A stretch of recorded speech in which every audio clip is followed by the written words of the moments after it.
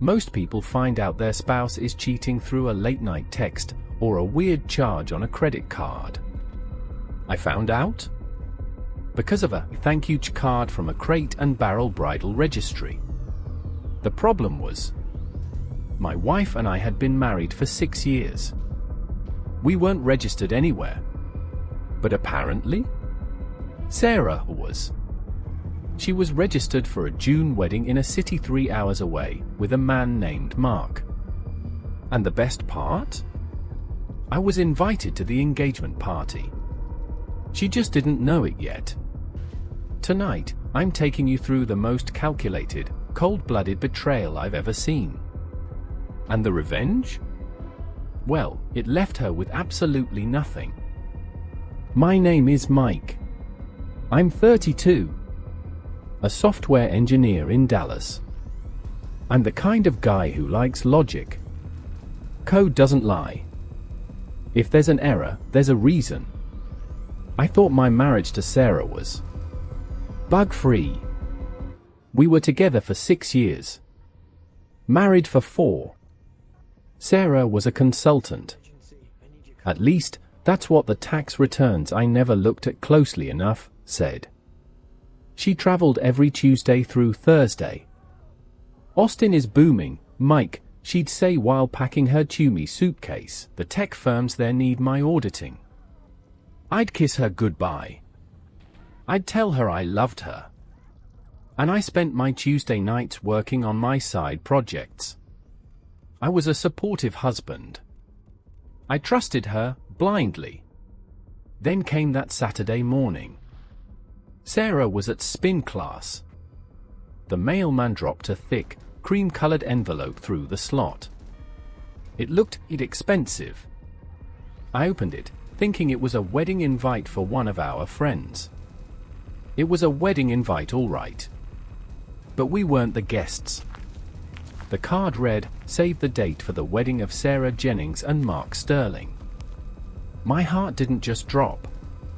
It stopped. Sarah Jennings. That was her maiden name. I looked at the photo on the card. It was a professional engagement shoot. Sarah was wearing a dress I bought her for our anniversary, laughing into the eyes of a guy who looked like a J.Crew model. I sat on the floor of my entryway for 20 minutes. Logic took over. I didn't scream. I didn't call her. I went to my computer. I found the digital registry on Crate and Barrel. They wanted a $4,000 espresso machine.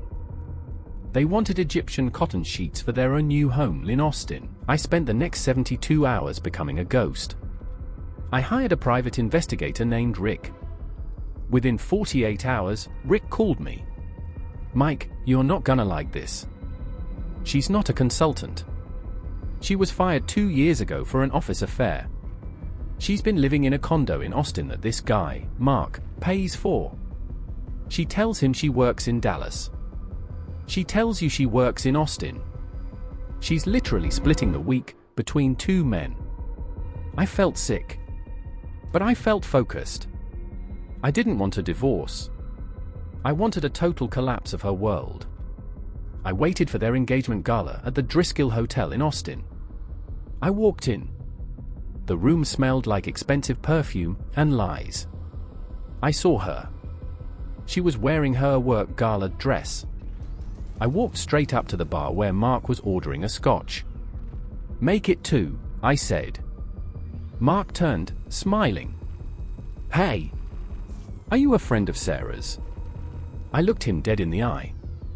"Actually, I'm her husband." I slid the marriage certificate across the marble bar. The silence that followed was the loudest thing I've ever heard. Sarah turned around, saw me, and her glass of champagne shattered on the floor.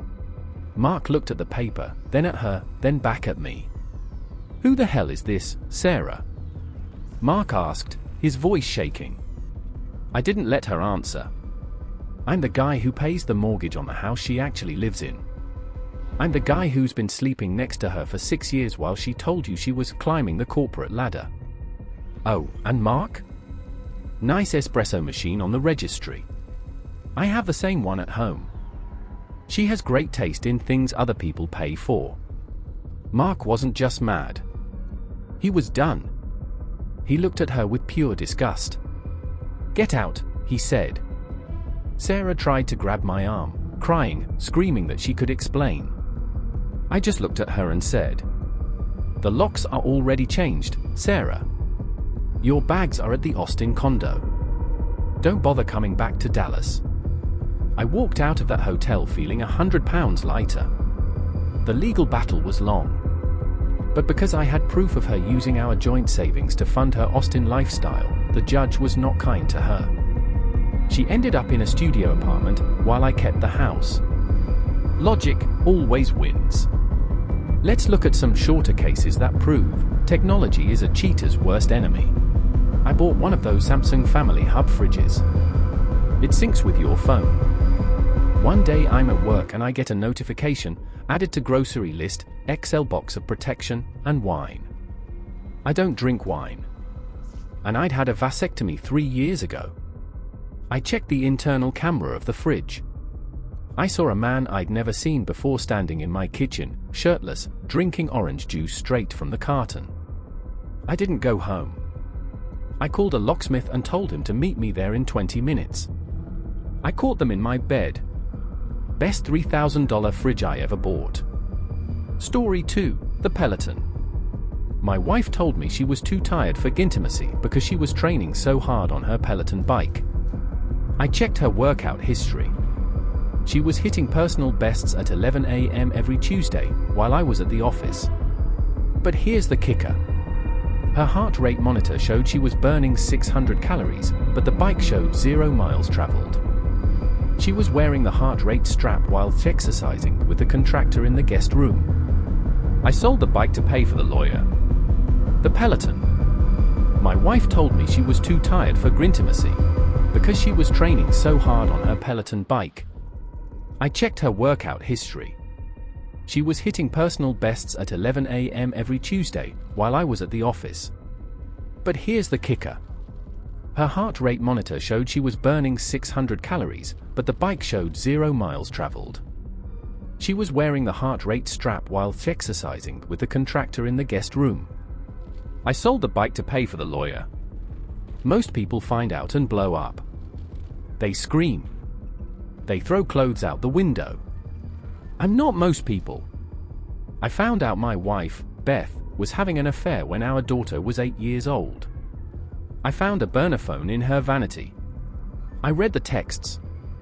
They'd been together for 2 years. He was a high school sweetheart. They talked about how they'd wait until the kids were grown to be together.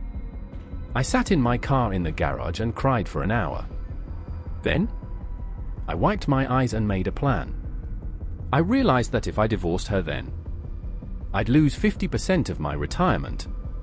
I'd pay massive alimony, and I'd only see my kids half the time. I decided to play the long game. For 10 years, I was the perfect husband. I took her on vacations. I kissed her every morning. But secretly, I was moving money. I opened offshore accounts. I diverted my bonuses into consulting fees for a fake company I set up. I watched her go to the book club every Thursday, knowing she was with him.